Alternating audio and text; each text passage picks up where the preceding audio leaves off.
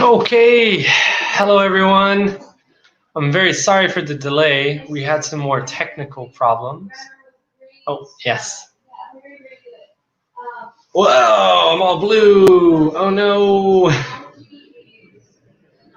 Okay, yeah. Like I said, thank you for waiting. Very sorry for the delay. We're starting kind of late today. There were some technical problems. The laptop that I first started using kept turning off, and the battery was, I don't know, there's some problem with the battery and it wasn't charging, and the laptop wouldn't stay on. Anyways, thank you for waiting. And this is what's new in Europe. So we've kind of got one main primary topic today, and that is about food waste and food waste solutions in Europe. And so let me just put in our topic. Yeah, I started researching it, and then I came across like all of this extra information, and it was really interesting to actually kind of find out about all this stuff. But I got so much extra information. Hello, Kay. I got all this extra information, so I kind of realized there wasn't enough time to do two topics. So our one main topic for tonight is food waste solutions in Europe. Also, yes, thank you again for waiting, Kay. Yeah, the camera on this laptop's weird. It always like cuts off a little bit too much. Yeah, like on this side, my hair looks all weird. It's all like chicka chicka chicka. Anyways, food waste solutions in Europe. So I first started looking at this, and I found out that Europe, or the EU in total, we found out wastes about 20% of all of the food that it produces across all of Europe, across the entire continent. 20% of all food goes into like trash, like a landfill, or it goes into animal feed. When I say animal feed, I mean that like it goes to farms and they feed like cows or pigs or whatever. But now there is this new group, kind of European Union task force or European Union group that's trying to change the way we waste our food and also find some kind of like new modern solutions. And so Refresh is the name of this new group or whatever that the EU created. And so they're trying to get rid of the 20% of food that's wasted every year. And that 20% of food that's wasted every year costs about 140 billion euro every year, just from food waste, is the cost of 140 billion euro. So 140 billion euro is, let me see, I need to put in the dots so I can see how many zeros there are. Okay. Yeah. It's 140,000. Maybe 140 million. Okay, this is 140 billion. Oh no! Oopsie. Oopsie. I pressed the wrong button. So this much money in euros is wasted every year on food waste in Europe. And if you put that into like yen, that would probably be about like maybe like 180, maybe like 170, and plus an extra 1,000. So that would be this much money.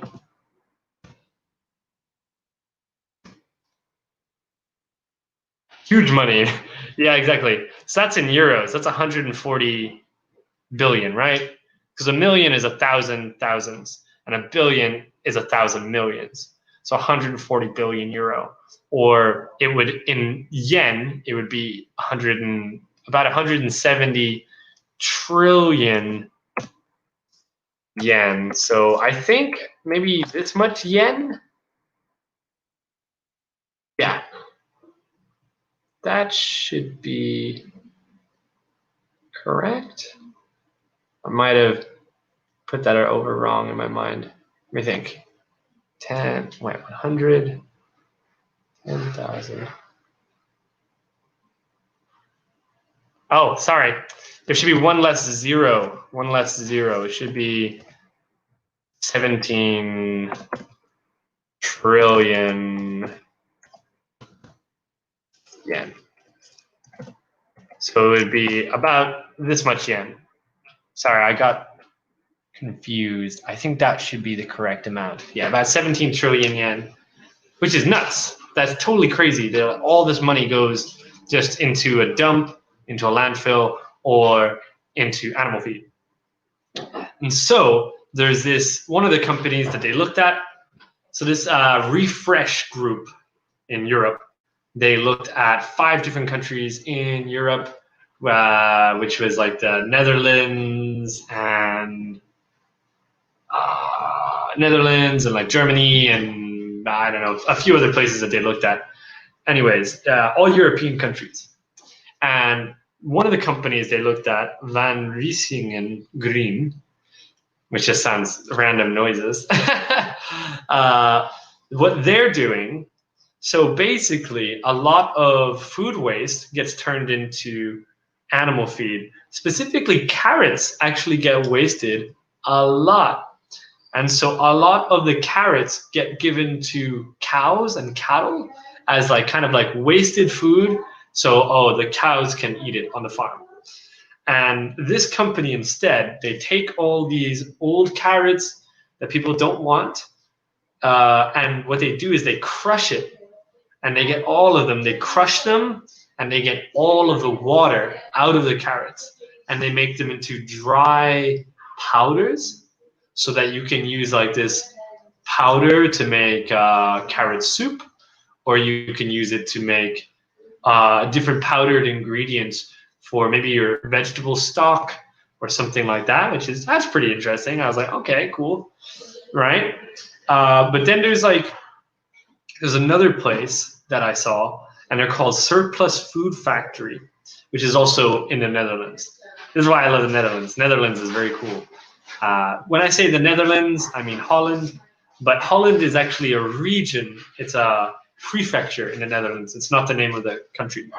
Holland is, the Japanese word for the Netherlands. But Holland, like North Holland and South Holland, are areas inside of the Netherlands. It would be like calling Japan, all of Japan, like Aichi, or calling all of Japan like Kanto or something. It's actually a region in the Netherlands. So we shouldn't call the Netherlands Holland. Anyways, Surplus Food Factory, they have like loads of different ways that they get food, like wasted food, and they change it into other foods. So like one of the things that they're doing, so tomatoes or sliced tomatoes in hamburgers, the companies that make hamburgers will never use the top or the bottom of a tomato. They only take the slices from the inside, and then they throw away the waste, which is the top and the bottom of the tomato. And so this surplus food factory, what they're doing is they're taking all of the tops and bottoms of these tomatoes and they're making it into sauce and into soup and into juice and like all of these different things. But then I found there's like other things that they're doing too. They're also getting wasted food from carrots that are too big. Like when I first saw that, my mind was blown. I was like, what? Carrots that are too big? So apparently, a lot of carrots in Europe, maybe it's the same in Japan. I've heard this is it's kind of similar all over the world. But a lot of carrots are thrown out into the garbage by food retailers, so like supermarkets, Whole Foods, and blah blah blah, but also by like farms, by processing factories. If a carrot is too big, they will not sell it. I was like, why? That's nuts to me. Like, why not sell the carrot just because it's too big? What do you mean? If I got a carrot the size of a daikon, I would eat it. I would be like, whoa. I would bring it home and I'd be like, look at my giant carrot. And then I would cook with it and everyone would love me.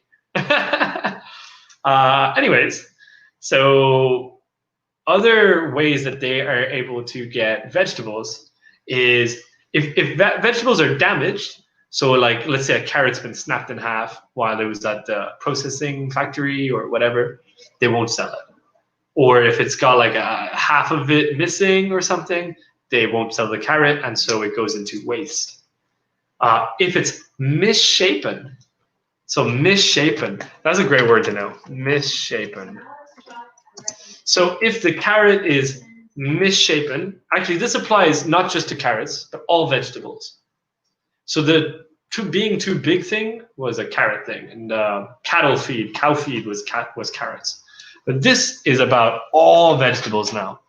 So if it's misshapen, so let's say if it's a carrot and it's not straight, then they throw it away.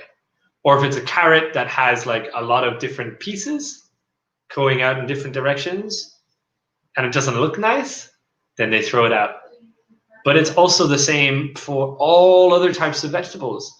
So for like potatoes and carrots and eggplants and tomatoes and whatever, onions, like everything.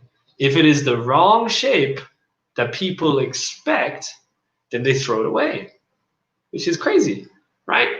But then also, if it's the wrong color, so if it's discolored, they will also throw it away. So let's say if the carrot is not the right color of orange, if it's, let's say, for some reason kind of yellow or kind of red, they throw it away into the trash. The same with other vegetables as well and all other produce. If like an eggplant or aubergine is not purple enough, or if it's too red, or if it's the wrong color, they throw it in the trash. Also the same with basically every vegetable.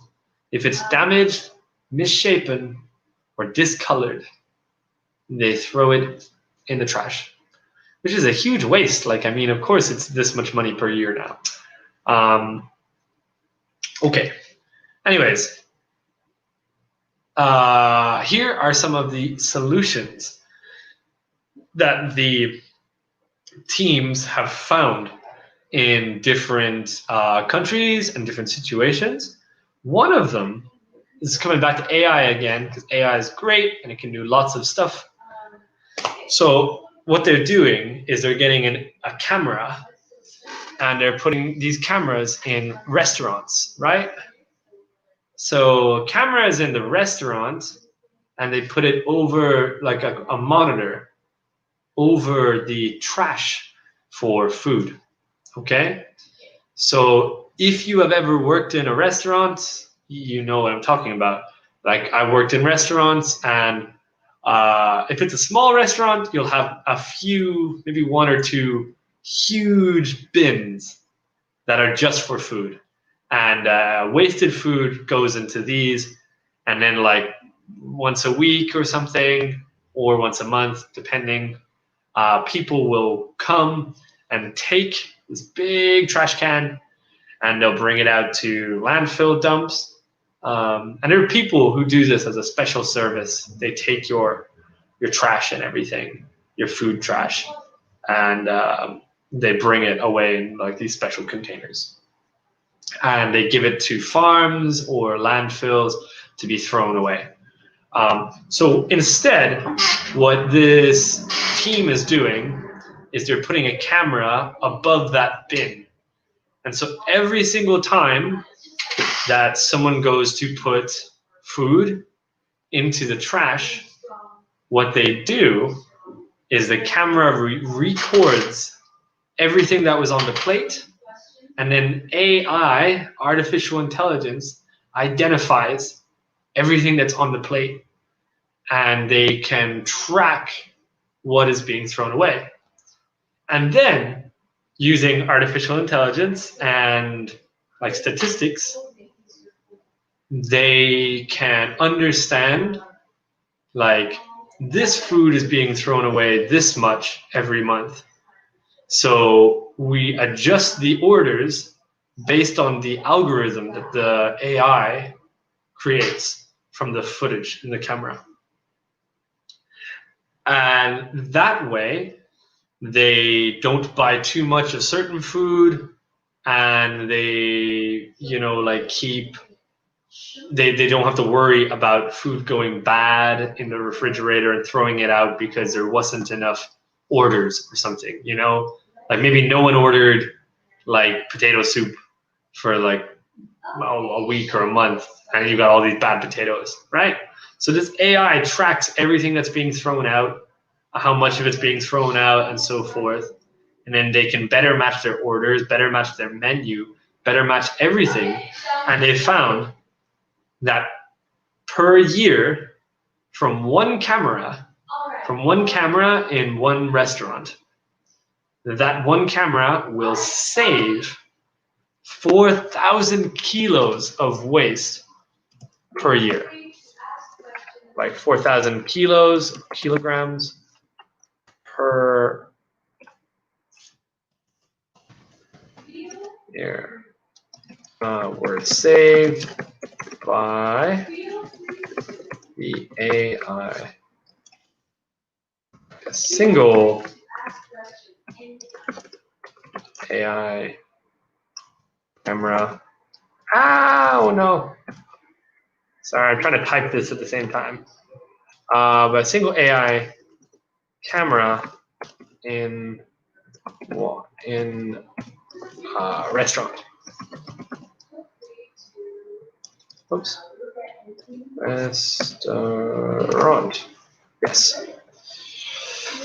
So one camera in one restaurant was able to change the orders, change like the menu, better manage everything based on the technology, and save 4,000 kilograms of food per year. Isn't that like amazing? That's so cool. Okay, on to the next part. So there's another solution, and I thought this one was amazing. I thought this one was so great, and I wish this was like a thing here in Japan, because I think it's just a really great idea. So in a lot of Dutch supermarkets, and this has been happening for like a long time, is that you can go to a Dutch supermarket, and instead of them throwing away the trash, instead of throwing the trash out and just like whatever, instead at the supermarket, we can't eat unpopular dishes in the restaurant. Ah, that's a really good point, Nanami. I guess it's not that like you can't eat unpopular dishes. Like they didn't get rid of some of the orders. They didn't change the menu for like nothing. They didn't reduce it to nothing. But they were able to understand how popular and how unpopular different food was. So like that's when I say they change the orders, I mean like every month or every week, depending on what you're ordering, the kitchen will buy all the ingredients in bulk, like a huge shipment of these ingredients. And so with this algorithm, they know, oh, I should like order more of this or less of this so that I don't throw it out because not many people ordered it. So it will still be available and there still will be some waste, but it's a lot less. You can still eat the unpopular dish. But yeah, no, that's a very good point, Nanami. I think that could happen, I guess. But that happens in a restaurant even without, AI. If no one buys a dish ever and like the ingredients are thrown in the bin every day, then the restaurant will probably stop making that dish. But also, the ingredients for most dishes, you can like move them. And like, for example, at an Italian restaurant, you have tomato sauce and you put it in your pizzas and you also put it in your pasta, and you can also use it for like sandwiches, and you can use it for salads. So it goes into many different types of dishes. So it's okay to have a lot of tomatoes, right? Uh, so yeah, it's just like the amount of each ingredient that they were changing, like the order amount of via the algorithm. Okay. Yeah. Hope that wasn't too fast. Sorry. Okay. So, anyways, this last thing, we got one more thing. It's called the Dutch supermarket surprise box. So instead of throwing away old food at the supermarket when it's near its expiration date, so when it's about to go off, when it's near its expiration date, what they do is they take the food near its expiration date and they put it into a cardboard box, and they put a very, very, very, very, very cheap price on the box. And you can't see inside the box. You don't know what's in there. But if you want to buy it for really cheap, you can. And so that's like one way that the supermarkets in the Netherlands get rid of food. They sell it for a tiny price, but it's way better than wasting it. I think this would be really great, especially for like students, or for people, that are trying to save money. And also it helps like the supermarkets, it helps the economy. It helps kind of like everyone involved, in my opinion. And also it sounds like fun. Like you buy like a box of like mystery vegetables or a box of like mystery food. Yeah, right? It's a good idea. I think it's a really great idea. And apparently they've been doing this in the Netherlands for actually quite a long time, at different supermarkets. But now they're starting to do it at lots of different supermarkets and lots of different places around Europe too. But I think it would be fun to get like a mystery box of like, random ingredients that are going to go out of date, because it would also encourage you to cook, encourage you to try something interesting or different. Yeah. How about you? Would you guys try a mystery box of vegetables? Would you buy it from the supermarket? Would you not buy it? And why not?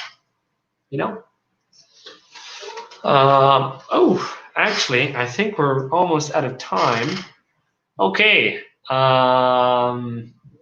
So hopefully next time. Actually, I think next week. Yeah, I totally agree, Nanami. Expiration date problem is so much. It's really bad in Japan, actually, because I grew up on a farm. I grew up in very countryside Ireland, and my uncle is a farmer. and I grew up on his farm. And so, like, I learned from a young age that my uncle and my mother and my father, if they saw me throw food in the trash, they'd say like, "What are you doing? Like, let me check." And they would check the food, and they say, "Okay, look, there's no mold. The color's okay, the smell is okay, and if it smells okay, probably okay to eat it. If it looks okay, it smells okay, it tastes okay, then it's totally okay to eat." Um, And so the problem here in Japan is that the expiration dates are really, really short. Like it happens a lot where I have food that I bought like a few days ago and then I see it's expired, but I'm like, this is probably fine to eat. So I'll cook with it and I'll eat with it. And I've never been sick from food like ever in Japan. Yeah, literally never been sick from food in Japan. But my girlfriend will always like say like, "Don't cook with it. It's dangerous," and blah blah blah. But she never notices what I do. So she can't tell the difference when she's eating it. She's never gotten sick from it. So, anyways, that is the end of our time for tonight. And I think next week, I think this might be the last day for What's New in Europe. I think next week we're starting current issues. I'm doing a current issues class. Going to be very similar to this, but more personal. We'll be on Zoom together. I'm definitely going to keep using this green screen. Yeah. Anyways. Ba, ba, ba. Yeah. Thank you very much for joining me for What's New in Europe. I wish we could continue doing What's New in Europe, but from next week we're going to be doing current issues, I think. Current issues, which is kind of similar. Yeah. I hope to see you there, Nanami. And thank you for always saying hello and for joining in the chat. And thank you as well, Kay. I appreciate having you both here. Okay. Hope to see you again soon. Oh, see you next week on Zoom. Hey, Kay, I'm happy to hear that. Yes, please. I'll see you next week on Zoom. Hopefully both of you. Okay. That's it for tonight. So, good night, and hope you sleep well. See you next week, or maybe sooner. Who knows? Okay. Bye. Good night. Bye.